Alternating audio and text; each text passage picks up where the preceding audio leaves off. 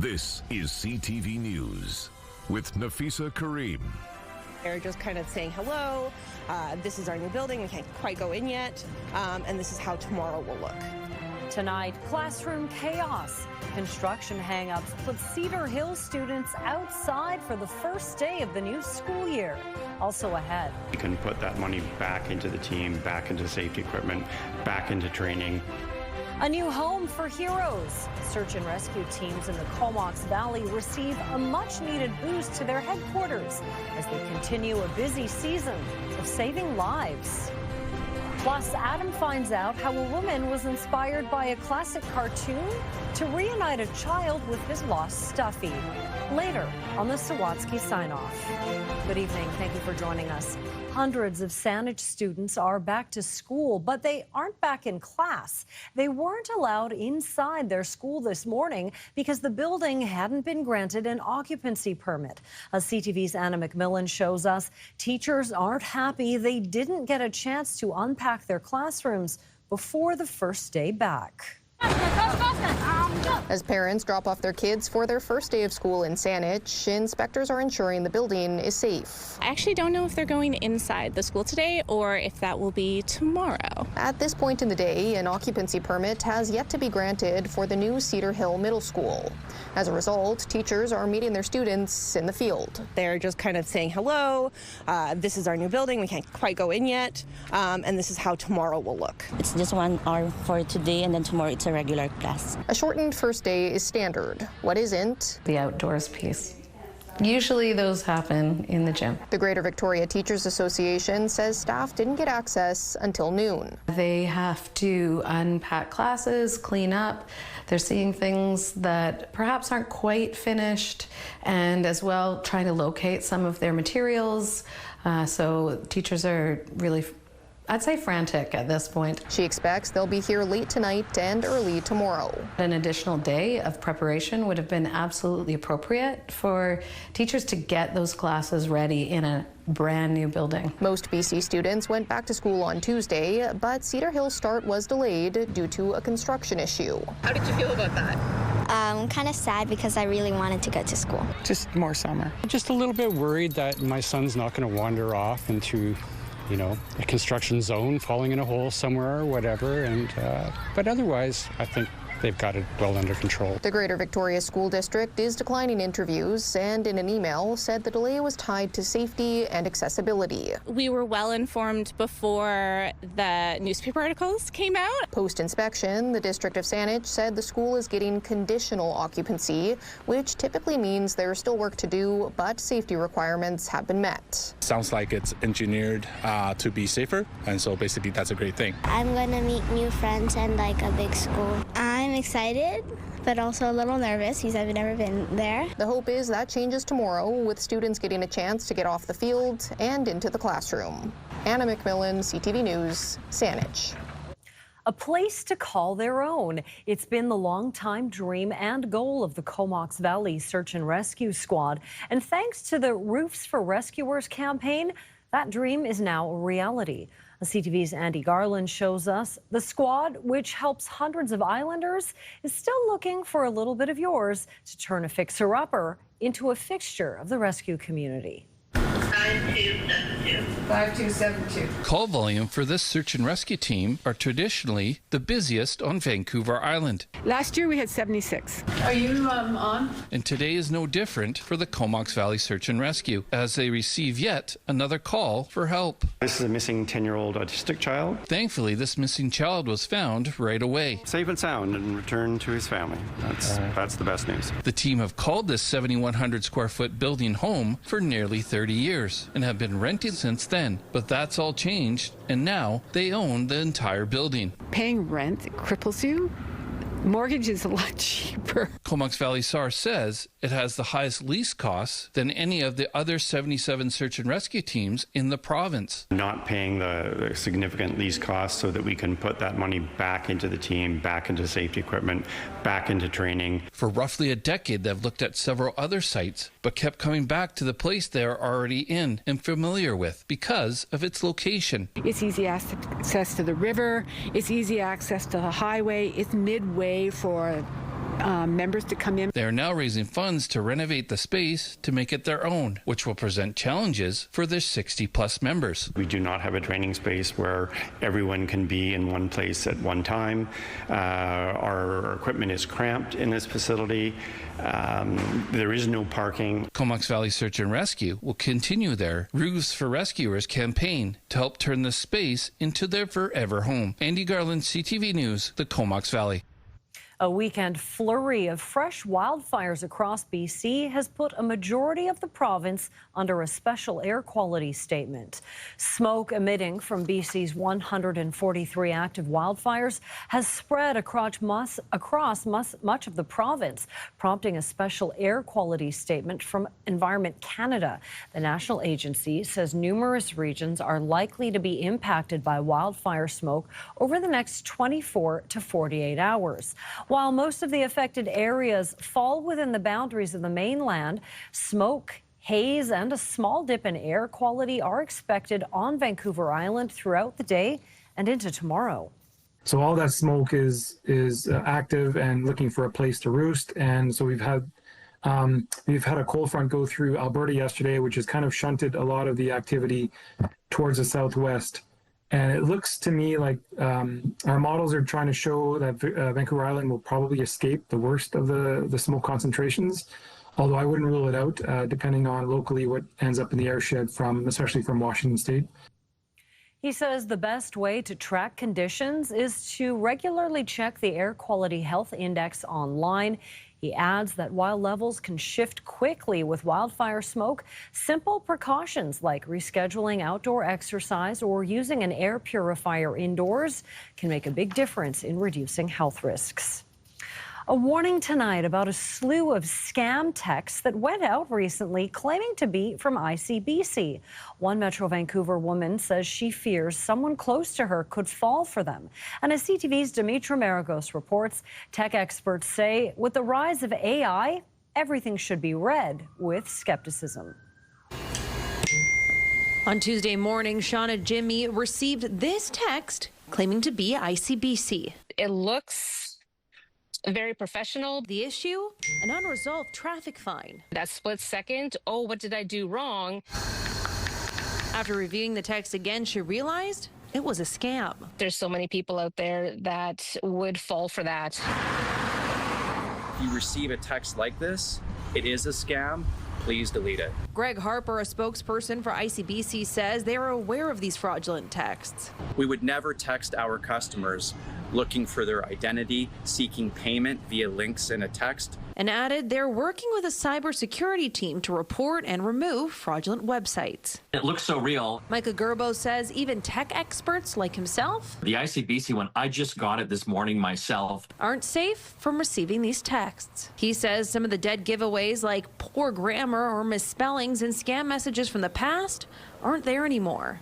With AI now, they are perfect, and they can also craft and specialize them for each individual as well. And adds, all texts that look too good to be true should be looked at with a critical eye. Don't click on anything. Just delete them right off the bat. Dimitra Maragos, CTV News, Maple Ridge. Just in time for a new school year, the district of Saanich has helped out a Saanich tribal school in a big way.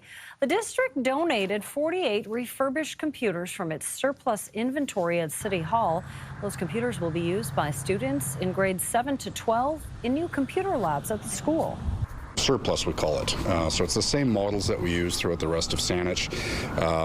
They're not brand new, of course, but we went through them, we reinstalled them, tested them all. We actually had a few more than 48, but we kept the old ones back, or the ones that were not working well. The donation comes as part of a memorandum of understanding signed between the District of Saanich and the First Nation in 2021. Looks like it will be smooth sailing for now on Nanaimo's Hello Ferry. The BC Ferry and Marine Workers Union tells CTV News its members met last night to discuss next steps in their labor dispute with the walk-on ferry service. The union says it wants to go back to the bargaining table and has sent a letter to the company formally asking to reopen negotiations, but have yet to meet with the employer. The union has been seeking its first collective agreement with Hello for almost a year now. In a statement to CTV CTV News yesterday. Hello Ferry says its most recent proposal includes competitive compensation and enhanced benefits, which is a step towards a shared goal. Folks on the West Shore looking for a perfect movie night might want to wait another week as the city of Langford looks to roll out the red carpet for a worthwhile cause. The city of Langford is inviting folks in the capital region to join them Friday, September 12th for a fundraiser screening of the newest Mission Impossible film at Starlight Stadium. In addition to a 33-foot screen, VIP moviegoers can expect the full red carpet experience with appearances from some very special guests. It's all in support of the South Island Primary Care Society as they look to address the urgent need for primary care in Langford. All proceeds from the screening will go towards the Society's recruitment of physicians at the newly announced Goldstream Medical Clinic at the West Shore Masonic Center.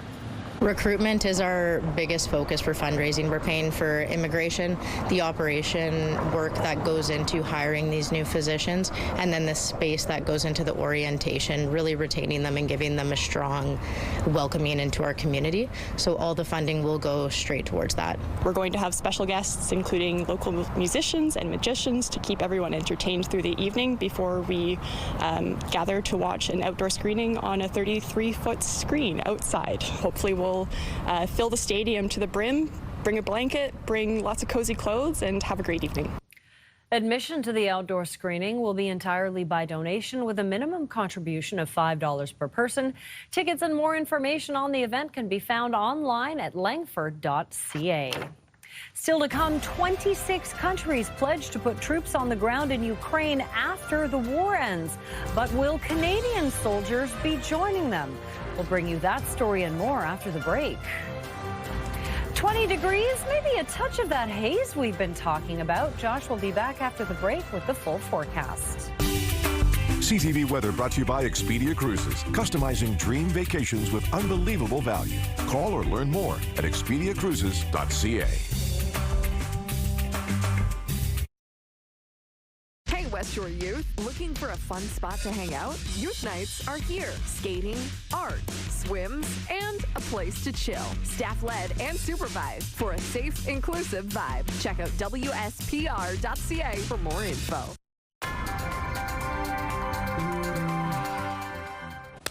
Over to Josh now for a look at your island weather. Josh, we've been keeping an eye on that smoke.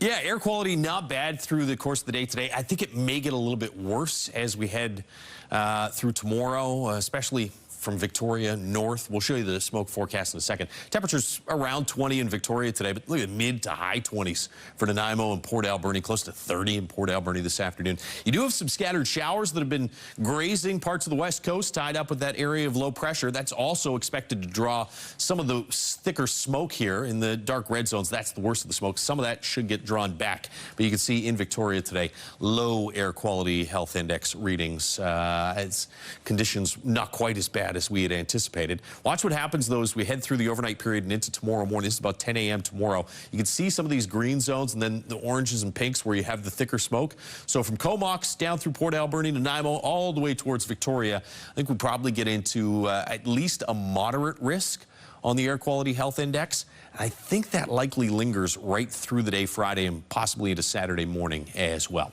You'll also be dealing with some morning fog in the north tomorrow. That should burn off by mid-morning. You'll see some sunny breaks in the afternoon, high of about 18. 19 on Saturday with a mix of sun and cloud, and then some showers start to make their way into the forecast for early next week. Could start as early as Sunday evening, and then a 40% chance of showers Monday, Tuesday. Inland areas, hazy tomorrow, otherwise sunshine and high of 32. 30 on Saturday. Then a big drop in temperature between Saturday and Sunday. There's a cold front that'll go through and push temperatures back into the low 20s for Sunday and Monday. Also some showers early next week.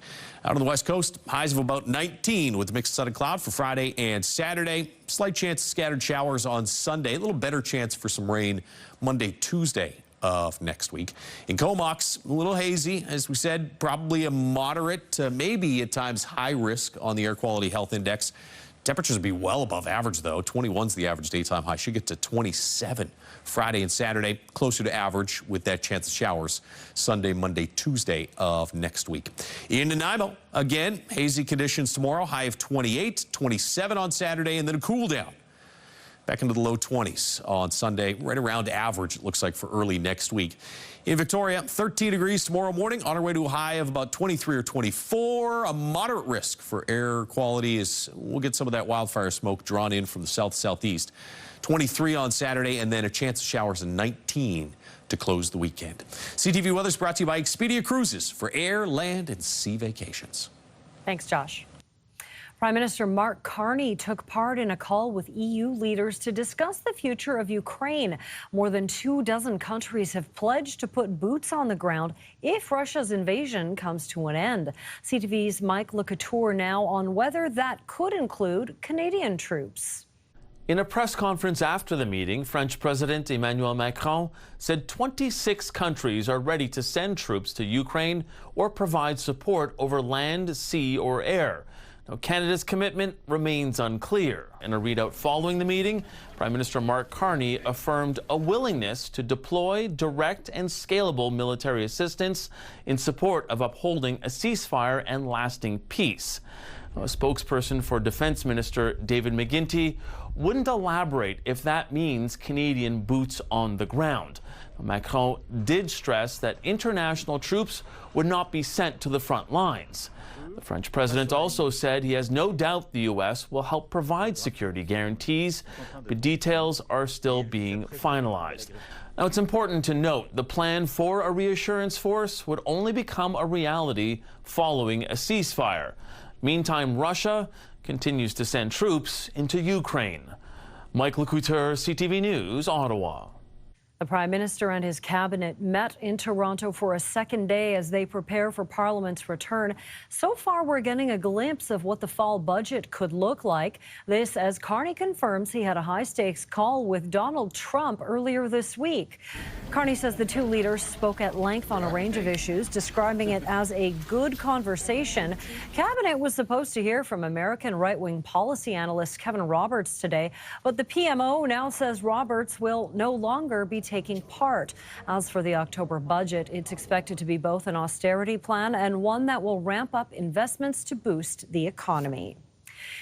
From Toronto to Winnipeg, where it's day 2 of the Assembly of First Nations General Meeting, and the One Canadian Economy Act, or Bill C-5, continues to dominate talks.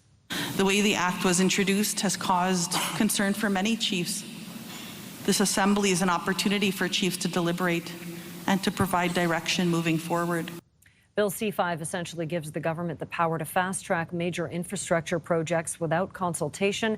At least one Grand Chief says progress cannot come at the cost of rights, treaties, or responsibilities to the lands. Coming up, missing Meow Meow. Adam finds out what happened after a woman discovered a stuffed animal lying alone on a sidewalk.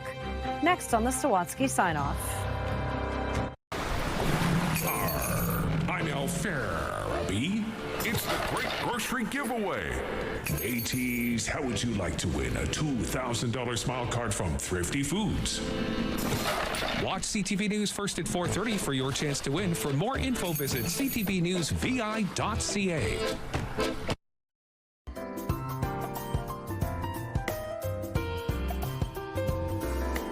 Finally, Adam finds out how a woman was inspired by a classic cartoon to reunite a child with his lost stuffy on the Sawatsky Sign-Off.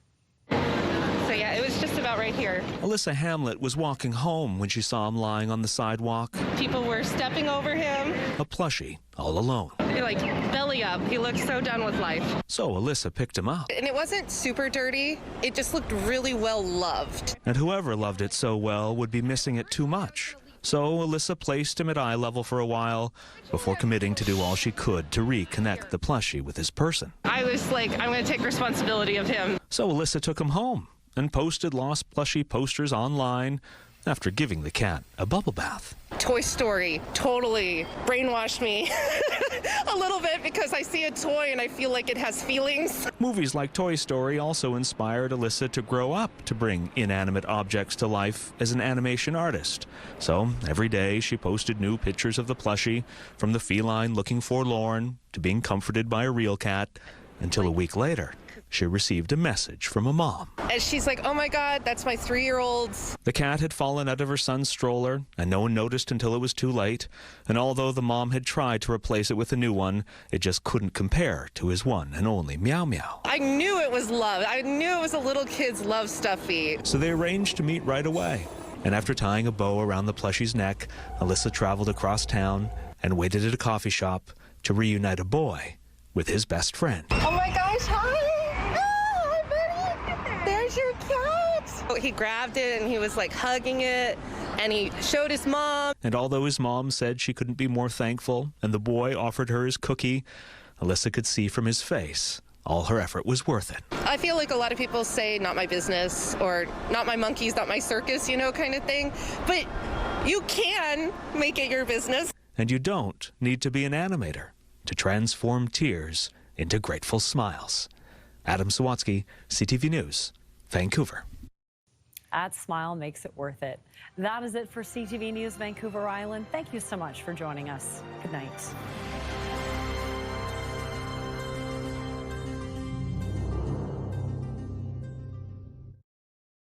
Today on CTV News, up in flames.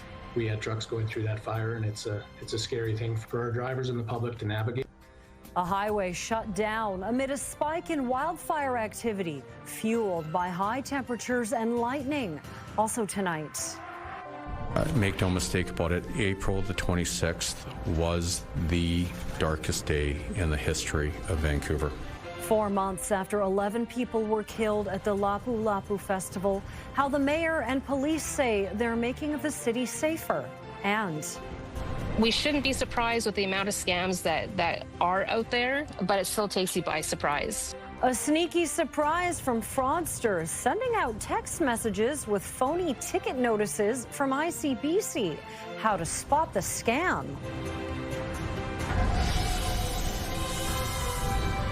This is CTV News with Nafisa Kareem.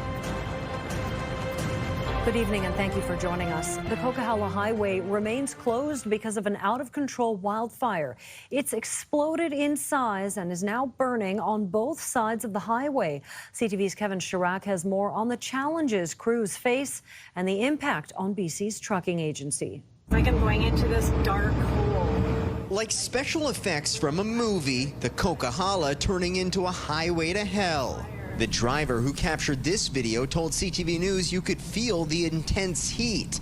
Oh my gosh. The Mine Creek wildfire forced officials to close the Coquihalla in both directions between Hope and Merritt. We had trucks going through that fire, and it's a scary thing for our drivers and the public to navigate. Steve Gafer with Aero Transportation says about 30 of his company's trucks are impacted. We do have alternate routes at times we can use, but depending on the configuration, it may not be legal to travel on Highway 1. So it basically puts a standstill to a lot of the industry. The fire, discovered Monday, has become increasingly aggressive, growing to at least 1,900 hectares. So by the time this fire was reported and we were able to get air resources to it, which was upon discovery, it had already grown to the point where an initial attack and a helicopter resource would not be able to address it fully. This is scary.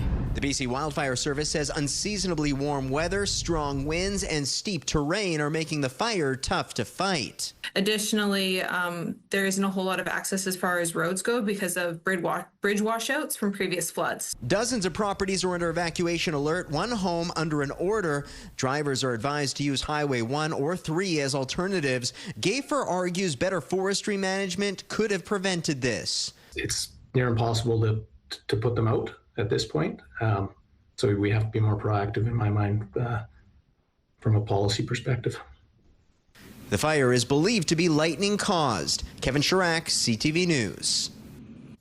Now to another wildfire burning near Manning Park. Flames from the Turnbull Creek fire could be seen from Highway 3 last night. The BC Wildfire Service says the blaze has grown to 750 hectares and remains out of control. The fire was first discovered over the weekend and the cause is still under investigation. The latest air quality data is giving us a clearer picture of the risks across the region. The Air Quality Health Index is now showing most areas at low risk, but some communities are still dealing with elevated levels. The index map shows Metro Vancouver, Vancouver Island, and the Central Fraser Valley at low risk, meaning conditions are ideal for outdoor activities. The Eastern Fraser Valley is seeing a moderate risk, where those experiencing symptoms may want to limit strenuous exercise. Squamish remains at high risk, with health officials advising children, seniors, and vulnerable groups to take it easy and avoid heavy activity outdoors. It's important when these episodes occur to sort of just keep track of how you are feeling, and so that you can sort of modify your behaviors accordingly. Spend more time indoors, turn on a portable air cleaner, close your windows, seek out sort of larger spaces that have air conditioning. Essentially, it's a good sort of alert to sort of say, hey, I should be paying attention to this. She says the best way to track conditions is to regularly check the Air Quality Health Index online, and adds, while levels can shift quickly with wildfire smoke, simple precautions like rescheduling outdoor exercise or using an air purifier indoors can make a big difference in reducing health risks. The City of Richmond has filed an appeal of the recent Cowichan Tribe's decision. The city says the case could completely upend the land title system in BC, and the trial court's decision poses a potential threat to all landowners in the province. CTV's Rob Buffum reports. Backlash to a landmark court decision granting Aboriginal title to private land in Richmond continues. We're committed to reconciliation. We're going to do it. This decision upends a lot of our work. The court granted Aboriginal title and rights to a parcel of land in Richmond that includes private homes and businesses. The judge finding that private property and Aboriginal title coexisted there, and Aboriginal title trumped private property. The decision of the court basically took the land title system that we have had in the province for so many years, and it has worked so well, and it has basically upended it. It's triggered a wave of concern that all private property rights in BC could be impacted by the precedent.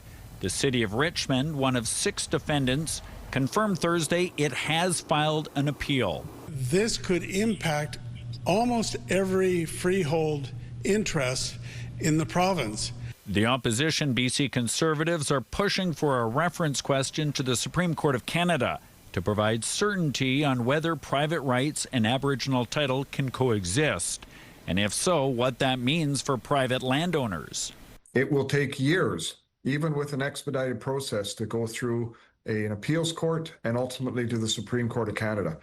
British Columbia cannot face that kind of uncertainty for that length of time. The Premier agrees certainty is critical and a fast decision is desirable, but favors expediting the appeals court process even if longer than a reference, so the facts of this case are part of the decision. I don't want the court making a decision in the abstract on academic principles. I want the court to look into the eyes, metaphorically speaking, of the people who will be directly affected by this decision. Meanwhile, another defendant, the Musqueam Indian Band, is also expected to appeal, likely in the coming days.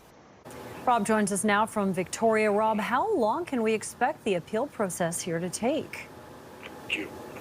Well, Nafisa, I spoke to a lawyer today who said they would be flabbergasted if the matter made its way through both the BC Court of Appeal and the Supreme Court of Canada in less than 4 or 5 years. They said ordinarily it takes about a year to get through the BC Court of Appeal or have that court hear it. But in this case, we have to remember this is the longest trial in Canadian history, in excess of 500 days. There needs to be a transcript for every piece of evidence provided over the course of that trial. And the trial decision was more than 800 pages, so a lot to go through, meaning British Columbians are likely going to be in this period of uncertainty for many years. Nafisa. Rob, thank you. The union representing thousands of public service workers in BC escalated its job action today, expanding picket lines into Vancouver. The whole week, the bargaining committee has been in Victoria waiting for government to come back with a revised wage offer. They have declined to do that. They're not willing to negotiate right now. And so our strike action today, this week, and continuing is designed to bring them back to the table. Members of the BC General Employees Union picketed outside the Ministry of Finance in downtown Vancouver today.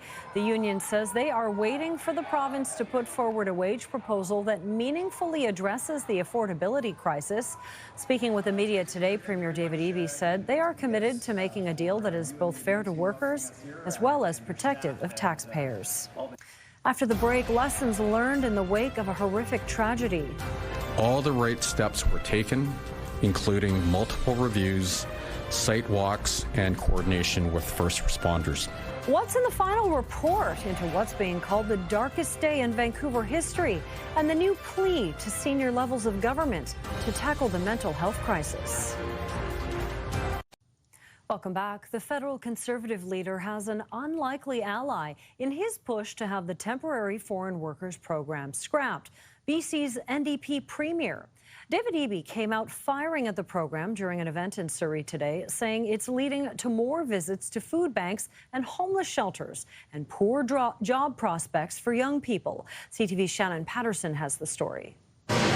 In Surrey to announce a much-needed expansion to overcrowded Clayton Heights Secondary School, the Premier took aim at the federal government. You know, we're playing catch-up from rapidly growing population in this province, fed by a federal immigration program that disregarded our ability to keep up with critical infrastructure like schools. And he didn't stop there. Eby honed in on what he sees as consequences of the temporary foreign workers program. The fact that too many people, the majority of people using our food banks, have been in Canada for less than 2 years, that our homeless shelters have new arrivals to Canada in them instead of people who have been living on our streets for a while, the fact that young people are facing challenges getting into the employment market. The NDP Premier went a step further, agreeing with the leader of the federal Conservatives, who on Wednesday called for the temporary foreign workers program to be scrapped altogether. Here in Surrey, where I'm standing right now, serious concerns have been raised about fraud, about the sale of labor market assessments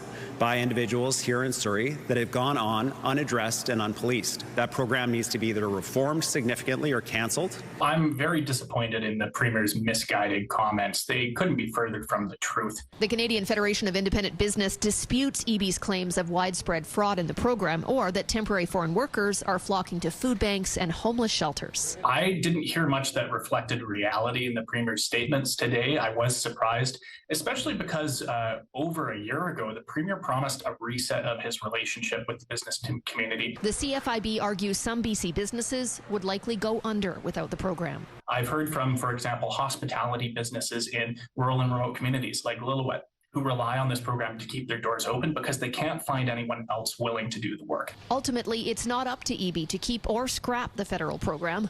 That's a decision for the Prime Minister. Shannon Patterson, CTV News. Vancouver Police and the city have released a final report into event safety after the Lapu-Lapu tragedy in April. The focus is beefing up barriers, but also a new plea for senior levels of government to tackle the mental health crisis. CTV's Martin McMahon has more. Make no mistake about it, April the 26th was the darkest day in the history of Vancouver. Vancouver is still reeling from April's vehicle ramming attack at the Lapu-Lapu Filipino Street Festival, which left 11 people dead and many others injured. Now, just over 4 months later, a report outlines 8 recommendations. Now, with the release of the full final report, our hope is that its findings and recommendations will bring both a clearer sense of understanding and a roadmap for the future. The recommendations cover a number of areas and include a call for the feds and province to pass standardized event safety legislation.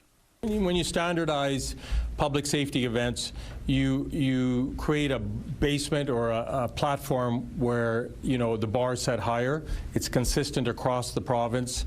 With that can come funding. Beyond the report, the mayor also calling for more to be done to address mental health. We have to get serious about this. We have to, do a deep dive on mental health and not researching it anymore, actually actioning solutions to deal and to, address mental health issues. The Premier was asked about the report ahead of its release. This report will hopefully provide insight to us about how the provincial government can also provide support going forward to prevent this from ever happening again. This larger discussion on public safety at major events comes ahead of next summer's year's FIFA World Cup, where Vancouver will be one of the host cities. And make no mistake about it, we will be ready for FIFA, and it will be a safe, successful event. Despite the public pressure for action, the report leaves out one key detail, a timeline, with the mayor only saying he wants the recommendations brought in as soon as possible. Martin McMahon, CTV News, Vancouver. Well, are you one of the many people who got a phony text message from ICBC? It looks very professional, but there's a few clues, like a few giveaways. Messages like these are popping up on phones across the province. What you need to know to protect yourself. Plus, Caroline's got the forecast. We'll be right back. Caroline joins us with a forecast. We've been talking about it all day yesterday and today. Air quality. Air quality, not good, Nafisa. As for tomorrow, there are conflicting reports on whether or not it's going to be clearing. As of now, it still looks like a very, very hazy day. Here's a look at the weather alerts. I mean, this is laughable. I am well aware. It would have been easier to just put in the places that are not affected by the special air quality statement. So take a look at that. This is expected to last through tomorrow, but a clearing trend beginning tomorrow. Heat warning still in effect for Fraser Canyon, South Thompson, and Boundary, with temperatures in the mid-30s in the daytime and overnight lows just 18 degrees. So let's take a look at the forecast, shall we? Everything that you see that says haze is part of the special air quality statement. Kamloops, very hot there, 33 degrees. Nelson, high of 28. As for the central interior, shocking, hazy, smoky conditions there between 24 and 28 degrees. Bella Coola, also a very hazy day. As for the north, Fort Nelson, Fort St. John, Smithers, Terrace, under the special air quality statement. Masset, not a special air quality statement, but mainly cloudy skies and a high of 17 degrees.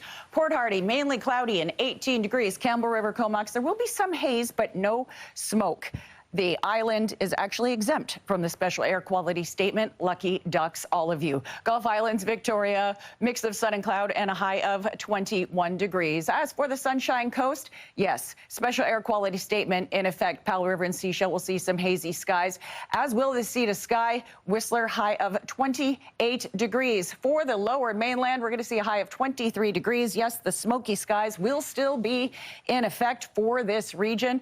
But the good news, the temperatures are dropping. The not so good news, the humidex is going to make it feel like 30 degrees. So it'll be another muggy, smoky day tomorrow, but it will be clearing, and we are on trend to have this clear out by Saturday. So we've got some possible good news in the forecast, Nafisa, but tomorrow might be another iffy one. So if you have respiratory issues, try and limit your time outdoors. Okay, good advice. Thank you, Caroline. Thank you.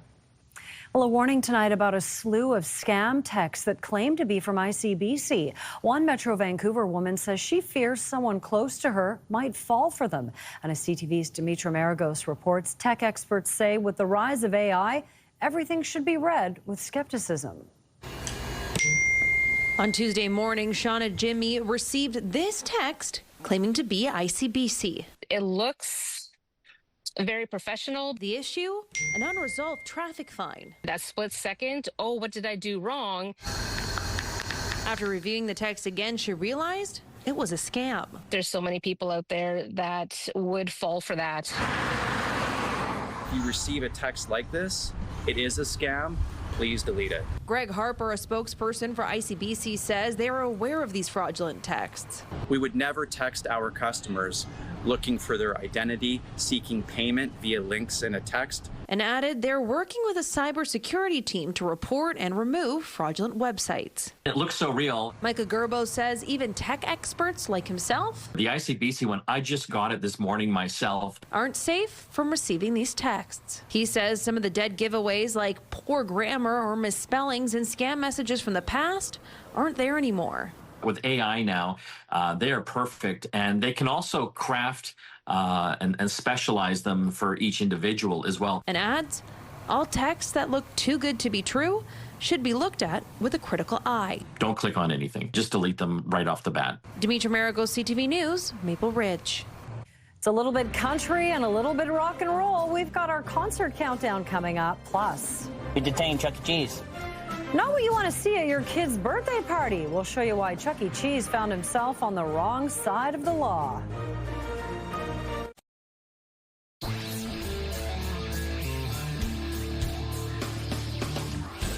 It's time for Concert Countdown, our weekly guide to live music in Vancouver. Here's what's on tap on our city stages for the days ahead. Because I'm still in love with you, I want to see you dance again. Neil Young is bringing his Love Earth tour to Burnaby's Deer Lake Park for 2 performances. The September 6th show is sold out. Tickets are still available for the September 8th one. This is the debut national tour for Young's new band, the Chrome Hearts.